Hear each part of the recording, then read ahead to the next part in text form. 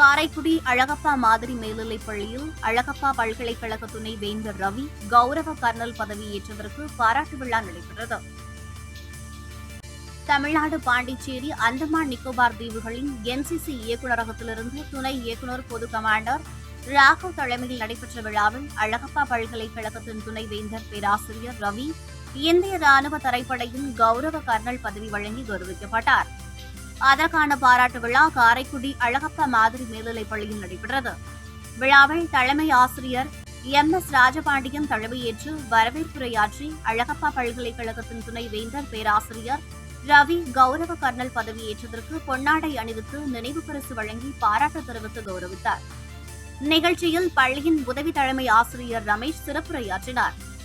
தொடர்ந்து துணைவேந்தர் ரவி ஏற்புரையாற்றினார். தொடர்ந்து பேசிய துணைவேந்தர் மாணவர்களுக்கு என்சிசியின் முக்கியத்துவத்தை பற்றியும் போதை பழக்கத்தினால் ஏற்படும் தீமைகள் குறித்தும் அதனால் ஏற்படும் பாதிப்புகள் குறித்தும் கூறி சமுதாய மேம்பாடு குறித்து உரையாற்றினார்.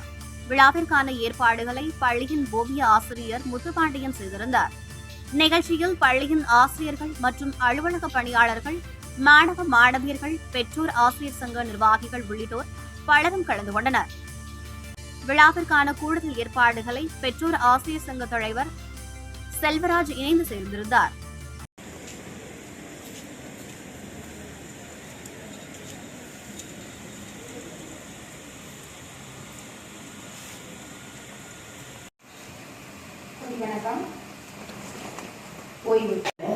அது உண்மையே நமக்கு பெருமையாக இருக்கிறது.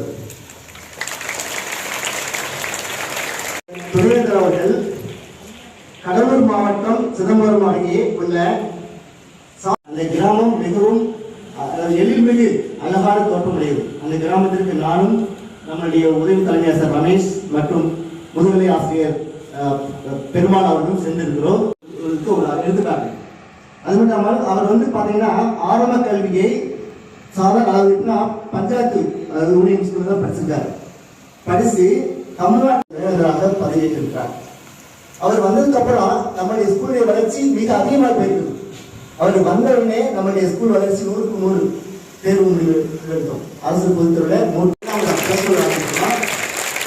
நம்மளுடைய பள்ளியில் நடக்கக்கூடிய அனைத்து விழாக்களுக்கு நானும் நம்முடைய பள்ளி உதவி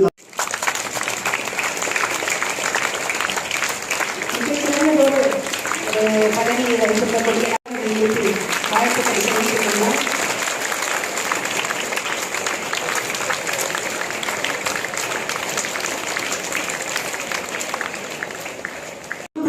பள்ளியில் 8 ஆராய்ச்சி திட்டங்களை செயல்படுத்தியுள்ளார். 445க்கும் மேற்பட்ட ஆராய்ச்சி கட்டுரைகளை தொகுத்து வழங்கியுள்ளார். அதோடு மட்டுமல்லாமல் உலக கருத்தரங்கில் 325 ஆராய்ச்சி கட்டுரைகளையும் சமர்ப்பித்துள்ளார். பெங்களூர் தேசிய சமூக வாழ்க்கை துறையாளர்களுக்கு நெருங்கிய தொடர்பு. அப்துல் கலாம் ஒரு அழகிய தீவு குக்கிராமத்திலே பிறந்தவர். நமது மாணவின் துறையாளரும் அழகிய ஒரு விவசாய கிராமத்திலே பிறந்தவர். அப்துல் கலாமும் இயற்பியல் துறையை சார்ந்தவர். மாணவை துறையாளர்களும் இயற்பியல் துறையை சார்ந்தவர். அப்துல் கலாமும் வரலாற்று சாதனையை படைத்துள்ளார்கள். நமது நிகழ்காலத்தில் சமகாலத்தில் நமது மாணவின் துறையாளர்கள் பல வரலாற்று சாதனைகளை படைத்துள்ளார்கள், படைத்துக் கொண்டு வருகிறார்கள். அந்த வரிசையில் கிடையாது. ஏனென்றால் ஓரளவுக்கு நம்முடைய கிராம சூழ்நிலையாக இருந்தாலும், அதாவது விவசாய நிலங்கள் அனைத்துமே உள்ளது. அதனால ரொம்ப அந்த கல்வி அறிவு என்பது மிகவும், அதாவது கல்வி அறிவு என்பது என்னுடைய குடும்பத்தில் மிகவும் குறைவான அளவு தான். என்னுடைய அந்த கைடன்ஸ், அதாவது நமக்கு கல்விக்கு துணை கொடுப்பதற்கு என்று யாருமே பெரிய அளவில் கிடையாது. கல்லூரி படிப்பிலும் கிட்டத்தட்ட 2 வருடங்கள் என்னுடைய காலத்தை, என்னுடைய அந்த கல்வி படிப்பை நிறுத்தும்படியான ஒரு சூழ்நிலைக்கு அப்ளை பண்ணும்போது, அதோட ஒரு கல்லூரிக்கு அப்ளை பண்ணுவோங்கிற அந்த அடிப்படை விஷயம் கூட தெரியாத ஒரு சூழ்நிலை. அதற்கான சில விஷயங்கள் நம்ம முன்னெடுத்து செய்யும் போது, கொஞ்சம் தீவிரமா செய்யும் போது, அப்ப நம்ம ஒரு சில இடர்பாடுகளை சந்திக்க வேண்டும். அந்த இடர்பாடுகளை நானும் சந்தித்தேன். அந்த பிஎஸ்சி பிசிக்ஸ் முடித்த உடனே அனைத்து பாடங்களிலும் முதன்மையாக வந்தும் ஒரு பிராக்டிக்கலில் நான் கைது செய்யப்பட்டேன்.